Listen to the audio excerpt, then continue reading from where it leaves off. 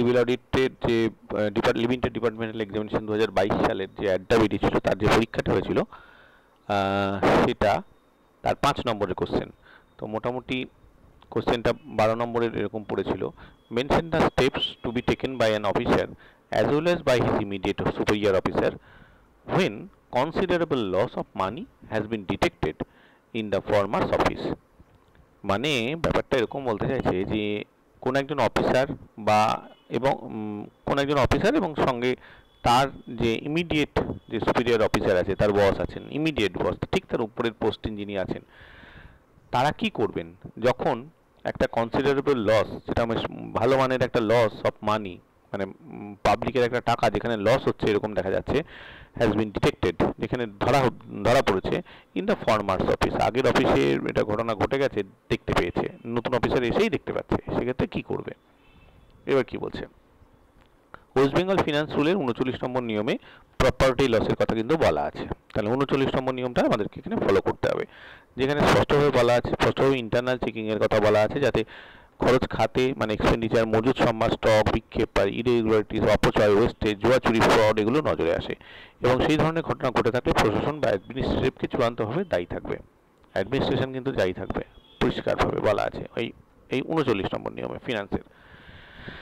এই নিয়মে নিম্নলিখিত রিপোর্টগুলোর কথাগুলো কিন্তু বলা আছে, যে মুহূর্তে সন্দেহ হবে সেই মুহূর্তে যে কোনো ক্ষেত্রে পাবলিক মানি লস হচ্ছে, সঙ্গে সঙ্গে বিষয়টি লিখিত আকারে তার ইমিডিয়েট সুপিরিয়র অফিসারকে তিনি জানাবেন।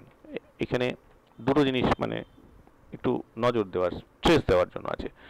মেন কথা হলো যে মুহূর্তে সন্দেহ হবে, এই সন্দেহ হলেই কিন্তু দিতে হবে, সন্দেহটা ঠিক না ভুল তা বিচার করার আগেই দিতে হবে এবং বিষয়টি লিখিতভাবে জানাতে হবে। এই যে লিখিত আকারে, এই দুটোর উপরে স্ট্রেস দেওয়া হচ্ছে, এই দুটো যেন থাকে অ্যান্সারের মধ্যে। তার ইমিডিয়েট বসকে তিনি জানাবেন। উনি কখনোই সন্দেহ নিরসন বা সন্দেহ যাচাইয়ের জন্য অপেক্ষা করবেন না, তিনি লিখিত আকারে তার সন্দেহের কথাটি তার লিখিতভাবে তার ঊর্ধ্বতন কর্তৃপক্ষকে জানাবেন এবং সঙ্গে সঙ্গে বিষয়টি অডিটর জেনারেলকেও জানাবেন। এরপরে তিনি সমস্ত বিষয়টি খতিয়ে দেখে প্রফিট অ্যান্ড লস বলে একটা ড্রাফট রিপোর্ট তৈরি করবেন, রিপোর্ট অফ লস বলে একটা ড্রাফট রিপোর্ট তৈরি করবেন। সেখানে বলা হয়েছে যে বর্তমান কর্মচারী যদি দেখতে পান যে তার আগের কর্তৃপক্ষ ওই লসকে গুড বলে সার্টিফাই করে গেছে, তবুও তিনি এই চিঠি পাঠাবার সময় যথাযথ জায়গাগুলিতে ডিটেল রিপোর্ট করবেন। তাহলে বোঝা যাচ্ছে যে এটা বর্তমান কর্মচারী যদি দেখতে পান যে তার আগের কর্তৃপক্ষ ওই লসকে গুড বলে সার্টিফাই করে গিয়েছেন, তবুও তিনি এই চিঠি করবেন এবং যথাযথ জায়গাগুলিতে ডিটেল রিপোর্ট করবেন। ইনকোয়ারি শেষ হবে, তারপরে জানানো হবে এই বলে তিনি ফেলে রাখবেন না। আচ্ছা, এবার সুপিরিয়র অফিসার এই ধরনের, মানে এখানে দুটো বলেছিল, অফিসার এবং সুপিরিয়র অফিসার কি করবে, ইমিডিয়েট সুপিরিয়র অফিসারের কাজটাই এখানে বলছে। এবার সুপিরিয়র অফিসার এই ধরনের সন্দেহের রিপোর্ট পাওয়ার সঙ্গে সঙ্গে একটা ইনভেস্টিগেশন টিম তৈরি করবেন। এই ইনভেস্টিগেশন টিম তৈরি করা তার দায়িত্ব হয়ে গেল।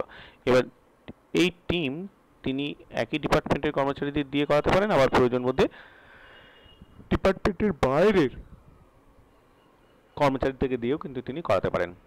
ইনভেস্টিগেশন শেষ হওয়ার পরে তিনি লস অফ মানি এর প্রকৃতি, নেচার, পরিধি, এক্সটেন্ট এগুলো জানবেন, দেখবেন এবং কোন অংশের ভুল বা ইরর বা অবহেলা বা নেগলিজেন্সি অফ রুলের কারণে অর্থগতি বা লস অফ মানি হলো, সেটি যতদূর সম্ভব রিপোর্ট আকারে কনভেন্টের কাছে পেশ করবেন, সাবমিট করবেন। এরপরে তিনি সেই অর্থগতি উদ্ধার বা রিকভারির জন্য করবার ব্যাপারে উদ্যোগ গ্রহণ করবেন। WBFR ফিনান্স রুলের 40 নম্বর নিয়ম অনুসারে ভবিষ্যতে যাতে আর এই ধরনের কোনো ক্ষতি না হয় তার প্রয়োজনীয় ব্যবস্থা তিনি নেবেন। সর্বশেষে অডিটর জেনারেল ও যদি কোনো ইরেগুলারিটিস দেখতে পান তাহলে সঙ্গে সঙ্গে প্রশাসনিক কর্তৃপক্ষকে জানাবেন এবং সরকারের কাছেও সেটা জানাবেন। এইটাই মোটামুটি আমি 12 নম্বরের কোশ্চেন এরকম লিখলে কিন্তু হবে না, এটাকে একটা মানে মোটামুটি একটা আউটলাইন ধরে এগিয়ে আর একটু ভালো করে করলে এটা কিন্তু উত্তরটা ঠিকঠাকভাবে হবে। Suggest measures which should be taken to prevent such occurrence in future, এটা 8 নম্বরের।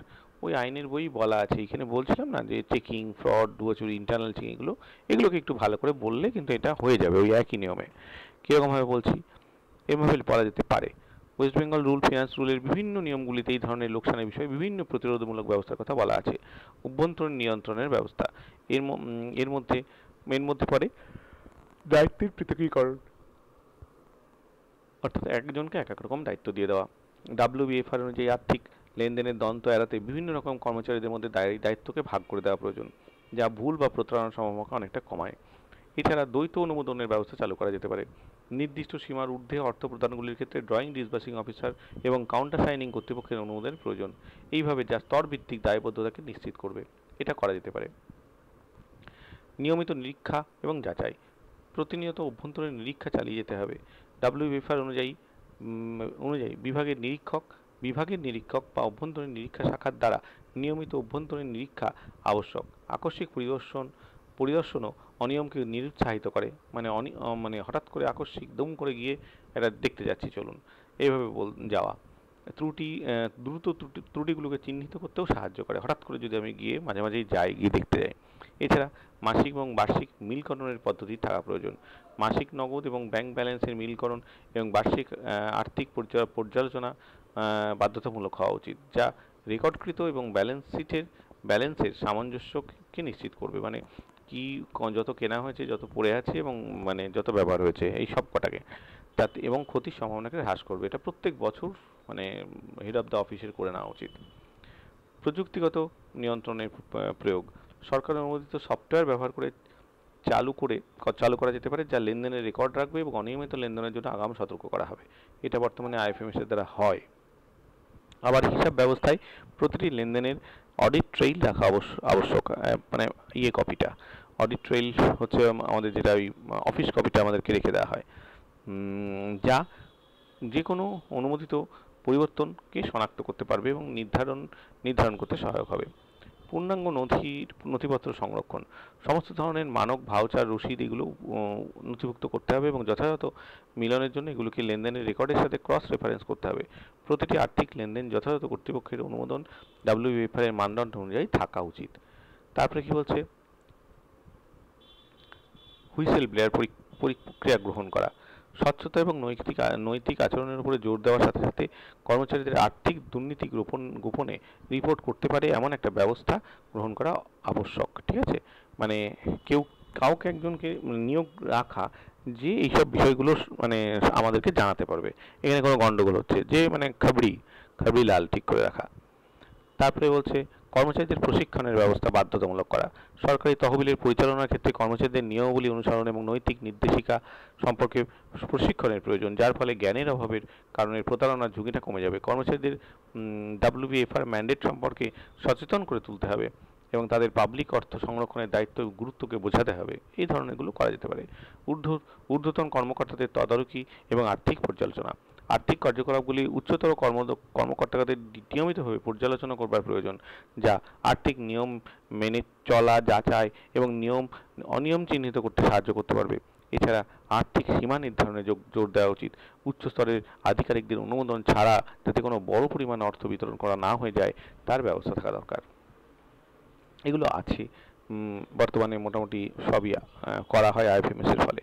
নীতির পর্যালোচনা এবং আপডেট গ্রহণ, নির্ধারিত সময় অন্তর অন্তর নীতি আপডেট হয়, যা পরিবর্তিত পরিস্থিতি অনুযায়ী নীতিগুলির কার্যকারিতাকে বজায় রাখে এবং প্রতিরোধমূলক ব্যবস্থা উন্নত করতে সাহায্য করে। নির্ধারিত SOP স্ট্যান্ডার্ড অপারেশন প্রসিডিংস নিয়মিতভাবে পর্যালোচনা করা যেতে পারে। WBFR এই নিয়মগুলি মেনে চললে এই প্রতিরোধমূলক ব্যবস্থা প্রয়োগ করলে ভবিষ্যতে আর্থিক ক্ষতি প্রতিরোধ করা সম্ভব। WBFR অনুসারে ফিনান্স রুল অনুসারে অনুসরণের মাধ্যমে সরকারি অফিসে আর্থিক লেনদেনের স্বচ্ছতা, দায়বদ্ধতা এবং নিয়ন্ত্রণ আরও সুসংহত করা সম্ভব। এইটা 8 নম্বরের কোশ্চেনটা মানে বেশি বড় হয়ে গেছে, আর 12 নম্বরের কোশ্চেনটা অপেক্ষাকৃত ছোট হয়ে গেছে, কিন্তু মানে এটা তো কিছু করার নাই। এখন যেটাতে যেটা নাম্বার দিয়েছে এখানে স্পষ্ট করে বলে রাখা, এটাতে 6 এবং এটাতে 6, অফিসার কি করবে সেটাতে 6 যদি ধরা হয়, এইটুকু লিখলে কিন্তু হবে না, এটাকে একটু বড় করতে হবে। তবে গিঁজি বড় করে কোনো লাভ নেই, তথ্যভিত্তিক বড় করতে পারলে লাভ আছে। আর এইটাতে 6, এখানেও কিন্তু 6 নম্বরে 6 দেবে না যা লেখা আছে এখানে, কিন্তু এখানে যা লেখা আছে সেটাই কিন্তু মোরলেস খারাপ লেখা নেই, এটা ভালো, মোটামুটি দেখলাম ভালো লেখা আছে দেখছি। আচ্ছা, তারপরে যেটা হচ্ছে 6 নম্বরের question, explain on account payment, এটার জন্য মাত্র 3 নম্বর দিয়েছে। এই নাম্বারগুলো কিন্তু পাল্টে পাল্টে যায়, অনেক সময় এইটাই অন অ্যাকাউন্ট পেমেন্ট বলে 4 নম্বরের কোশ্চেন চলে আসলো, বা একটা ছোট 20 নম্বরের মধ্যে 5 নম্বরের কোশ্চেন হিসাবে এটা ভাগ করে দিল। ফলে ওই নাম্বার দেখে তো আর কোশ্চেন করা যাচ্ছে না, এটাকে মোটামুটি ছোট বড় করে নিতে হবে নিজেদেরকে। ওয়েস্ট বেঙ্গল ফিনান্স রুলের 3-22 নম্বর নিয়ম অনুসারে কোনো ঠিকাদার বা কন্ট্রাক্টরের কোনো কাজের আংশিক সম্পূর্ণ হওয়া বা কোনো দ্রব্যের আংশিক সরবরাহ করার পরে সাপেক্ষে তার রেকারিং অ্যাকাউন্টে রানিং অ্যাকাউন্টে যে টাকা প্রদান করা হয় তাকে অন অ্যাকাউন্ট পেমেন্ট বা পেমেন্ট অন অ্যাকাউন্ট বলে। তাহলে দুটো দুটো পদ থাকলো, পেমেন্ট অন অ্যাকাউন্ট আর অ্যাকাউন্ট অন পেমেন্ট, মানে অন অ্যাকাউন্ট পেমেন্ট, এই দুটোই কিন্তু সেম জিনিস, দুরকমভাবে পড়তে পারে, অন অ্যাকাউন্ট পেমেন্ট বা পেমেন্ট অন অ্যাকাউন্ট। আর রানিং অ্যাকাউন্ট বলে একটা নতুন জিনিস জানা হলো, ব্যাস বিষয়টা নিয়ে বলা হচ্ছে। আর জিনিসটা কি অন অ্যাকাউন্ট পেমেন্ট, আসলে এটা কি মানে হচ্ছে কোনো একটা কাজ, ঠিক ব্রিজ তৈরি কাজ দিয়েছি, ব্রিজটার থাম্বাগুলো লাগিয়ে ফেলেছে, তারপরে বললো যে আমাকে কিছু টাকা দিতে হবে, এবার কিছু টাকা আমি তার অ্যাকাউন্টে পাঠালাম, সেটাকে বলছে আংশিক কাজ। আবার হয়তো 10 কুইন্টাল মাল পাঠাতে বলেছি, মাল আমাকে সরবরাহ দিতে বলেছি, সে 7 কুইন্টাল পাঠিয়ে বললো কিছু টাকা দেন, তাহলে আমি তখন 50%-এর টাকা দিয়ে দিলাম, 5 কুইন্টালের টাকা দিলাম, এইটাকে বলছে অন অ্যাকাউন্ট পেমেন্ট। সেটা একবার রানিং অ্যাকাউন্টে হয়। রানিং অ্যাকাউন্ট মানে কি, একটা অ্যাকাউন্ট খুলে রাখা আছে, ঠিক আছে, সেটা পরে দেখা যাচ্ছে। তারপর কি হলো, এখানে দুটো বিষয় থাকে, এই দুটো বিষয় সঠিকভাবে পরিমাপের পর নিশ্চিত হয়ে তবেই অন অ্যাকাউন্ট পেমেন্ট করা হয়। অর্থাৎ কোনো একটা আধিকারিক সে সার্টিফিকেট দেয় যে হ্যাঁ কাজটা হয়েছে, তারপরে হয়। এবং অন অ্যাকাউন্ট পেমেন্ট কখনোই তার সম্পূর্ণ করা কাজের বা সরবরাহের পূর্ণ মূল্য বা সমস্ত মূল্য দিয়ে দেওয়া হয় না। 50% কাজ করেছে মানে 50% টাকা দিয়ে দিলাম, 70% কাজ করেছে মানে 70% দিলাম, তা হবে না। 70% কাজ করেছে তাহলে 50% টাকা দিয়ে দিলাম। কাজের সাপেক্ষে টাকা কম প্রদান করা হয়, এই যে এখানে লেখাই আছে, কাজের সাপেক্ষে টাকা কম প্রদান করা হয়। আর ওই ঠিকাদার এটা ঠিকা হয়ে গেছে, ঠিকা হবে, ঠিকাদারকে ফাইনাল পেমেন্ট করবার সময় অন অ্যাকাউন্ট পেমেন্ট এর টাকাটি অ্যাডজাস্ট করা হয়। যখন ফাইনাল পেমেন্ট করা হবে 50%-এর টাকা তো দিয়ে দিয়েছি, তাহলে বাকি টাকাটা আমি এখন দিব, এভাবে অ্যাডজাস্ট করা হয়। এখানে 3-27 নম্বর নিয়ম যেটা আছে, এখানে 22 নম্বরটা পড়লাম, 27 নম্বর নিয়ম অনুসারে রানিং অ্যাকাউন্ট বলতে যে ঠিকাদার কোনো কাজ বর্তমানে চালু রেখেছে অথচ শেষ হয়নি, সেই ঠিকাদারের আংশিক কাজ সম্পূর্ণ হওয়া বা আংশিক দ্রব্য সরবরাহের ক্ষেত্রে যে টাকাটা প্রদান করা হয় তাকে রানিং অ্যাকাউন্ট বলে। অর্থাৎ যে ঠিকাদারের কাজ এখনো রানিং অবস্থায় আছে তাদের অ্যাকাউন্ট। বোঝা গেল? এটা আরেকটু পরিষ্কার করে দেওয়া আছে। তাই এরকমভাবে লিখলে হবে না, আরেকটু ভালো করে লিখতে হবে।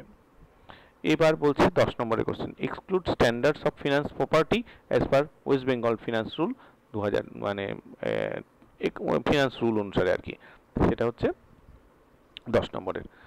ওয়েস্ট বেঙ্গল ফিনান্স রুল এর 35 নিয়ম অনুসারে কোনো কর্মকর্তা যিনি সরকারি তহবিল থেকে ব্যয় করেন বা ব্যয়ের অনুমোদন দেন, তার উচিত উচ্চ আর্থিক শুদ্ধাচারের মান নিশ্চিত করা। যে মূল নীতির উপরে সাধারণত গুরুত্ব দেওয়া হয় সেগুলো হলো এরকম: 1. প্রত্যেক সরকারি কর্মকর্তার উচিত সরকারি অর্থ থেকে ব্যয় সম্পর্কিত ক্ষেত্রে সেই সতর্কতা অবলম্বন করা যা সাধারণ বিচক্ষণতার অধিকারী একজন ব্যক্তি নিজের পকেট থেকে ব্যয় করবার ক্ষেত্রে পালন করবেন। ব্যয়টি আপাত দৃষ্টিতে প্রয়োজনের তুলনায় বেশি হওয়া উচিত নয়। ব্যয়ের অনুমোদন প্রদানের ক্ষমতা ব্যবহার করে এমন কোনো আদেশ প্রদান করা কোনো কর্তৃপক্ষের উচিত নয়। ব্যয়ের অনুমোদন প্রদানের ক্ষমতা ব্যবহার করে এমন কোনো আদেশ প্রদান করা কখনোই উচিত নয় যা সরাসরিভাবে বা পরোক্ষভাবে নিজের সুবিধাকে ভোগ করবে, নিজের জন্য সুবিধা হবে। সরকারি কোনো অর্থ যদি কোনো নির্দিষ্ট ব্যক্তি বা সম্প্রদায়ের একটি অংশের জন্য ব্যবহার করা উচিত নয়, যদি না কোনো সরকারি অর্থ কোনো একটা নির্দিষ্ট ব্যক্তি বা নির্দিষ্ট সম্প্রদায়ের একটা অংশের জন্য ব্যবহার করা ঠিক হবে না যদি না ব্যয়ের পরিমাণটা নগণ্য হয়, পরিমাণের জন্য দাবি আইনি আদালত দ্বারা নির্দেশিত হয়, কোর্ট বলে দিয়েছে, ব্যয়টি স্বীকৃত নীতির প্রধান অনুসারে করা হয়, নির্দিষ্ট ধরনের ব্যয় পূরণের জন্য প্রদত্ত ভাতা এমনভাবে নিয়ন্ত্রিত হওয়া উচিত যাতে এই ভাতাগুলি মোটেও প্রাপকের জন্য লাভের উৎস না হয়ে থাকে। এই বিষয়গুলো কিছুক্ষণ আগেও আলোচনা করছিলাম। এবার 6-এর C, in terms of provisions of WBFR, সবই এবার ফিনান্স থেকে পড়েছে, 2022 সালে সব ফিনান্স রুল। ফিনান্স রুলের কি বলছে, state the role of controlling officer in the matter of control of expenditure in and internal checking against fraud. 7 নম্বরের কোশ্চেন, এটাও অনেকটা সেই 5 নম্বরের এই কোশ্চেনটার সঙ্গে অনেকটা আর কি মিল, এই কোশ্চেনটার সঙ্গে একই ধরনের কোশ্চেন এসছে এবার। কি বলছে? ডাব্লিউবি ফিনান্স রুলের 36 নম্বর নিয়মে ব্যয় নিয়ন্ত্রণের কথা বলা হয়েছে। এক্ষেত্রে প্রতিটি বিভাগের প্রতিটি প্রধান প্রতিটি পর্যায়ে আর্থিক শৃঙ্খলা এবং কঠোর সাশ্রয়ের জন্য নিশ্চিত করবার জন্য দায়িত্বপ্রাপ্ত। তিনি নিজেও অফিস এবং অধস্তন বিতরণী কর্মকর্তাদের মাধ্যমে প্রাসঙ্গিক সকল ধরনের আর্থিক নিয়ম এবং বিধি পালন নিশ্চিত করবার জন্য দায়িত্বশীল এবং তিনি দায়বদ্ধ। এছাড়া 37 নম্বর নিয়মে বলা হচ্ছে, একটি নিয়ন্ত্রণকারী কর্মকর্তা শুধুমাত্র এটিই দেখা উচিত নয় যে মোট ব্যয় অনুমোদিত বরাদ্দের সীমার মধ্যে রয়েছে কিনা, শুধু এইটুকুই দেখবে তা বললে হবে না। সঙ্গে তিনি এটাও নিশ্চিত করবেন যে ব্যয়ের জন্য বরাদ্দ অর্থ জনস্বার্থে এবং সেই উদ্দেশ্যেই ব্যয় করা হচ্ছে যার জন্য অর্থ প্রদান করা হয়েছিল কিনা। যথাযথ নিয়ন্ত্রণ বজায় রাখতে এবং তার উচিত এমনভাবে ব্যবস্থা করা যাতে তিনি বরাদ্দ থেকে কী ব্যয় ইতিমধ্যে করা হয়ে গিয়েছে এবং ভবিষ্যতে কী প্রতিশ্রুতি এবং দায়িত্ব আরোপিত হয়ে রয়েছে সেই সম্পর্কে কিন্তু তিনি অবহিত থাকেন। তাকে সরকার এবং পাবলিক অ্যাকাউন্টস কমিটির সামনে প্রয়োজনে বিভাগীয় ব্যয়ের সম্পূর্ণ দায়িত্ব গ্রহণ করতে এবং নিরীক্ষার ফলাফল বা অন্য কোনো কারণে উদ্ভূত ব্যয়ের অতিরিক্ত বা অনিয়মের কোনো উদাহরণ ব্যাখ্যা বা ন্যায্যতা প্রদান করতে তাকে সক্ষম থাকতে হবে। এছাড়া 38 নম্বর নিয়মে, এগুলো আইনের ভাষা তো, আইনগুলো এগুলো জাস্ট 36 এবং 37 নম্বর নিয়ম, 38 নম্বর নিয়মগুলোর বাংলা করতে গিয়ে এরকম জটিল হয়ে যাচ্ছে। এছাড়া 38 নম্বর নিয়মে ইন্টারনাল চেকিংয়ের কথা বলা হয়েছে। কর্মকর্তাদের দায়িত্ব হলো যে তিনি যখন পাবলিক ফান্ড থেকে ব্যয় করবেন বা ব্যয় অনুমোদন করবেন, তখন তাকে সেই ব্যয়ের প্রশাসনের জন্য চূড়ান্ত দায়িত্ব পালন করতে হবে। কর্মকর্তাদের নিশ্চিত করতে হবে যে বিভাগীয় অর্গানাইজেশনে সুনির্দিষ্ট অভ্যন্তরীণ পরীক্ষাগুলো চালু রয়েছে এবং সেই পরীক্ষাগুলি এমনভাবে ডিজাইন করা হয়েছে যাতে একটি ত্রুটি প্রতিরোধক হয় এবং শনাক্তকরণ সম্ভব হয় এবং অস্বাভাবিকতা চিহ্নিত করা সম্ভব হয় এবং সংশোধন করা সম্ভব হয়।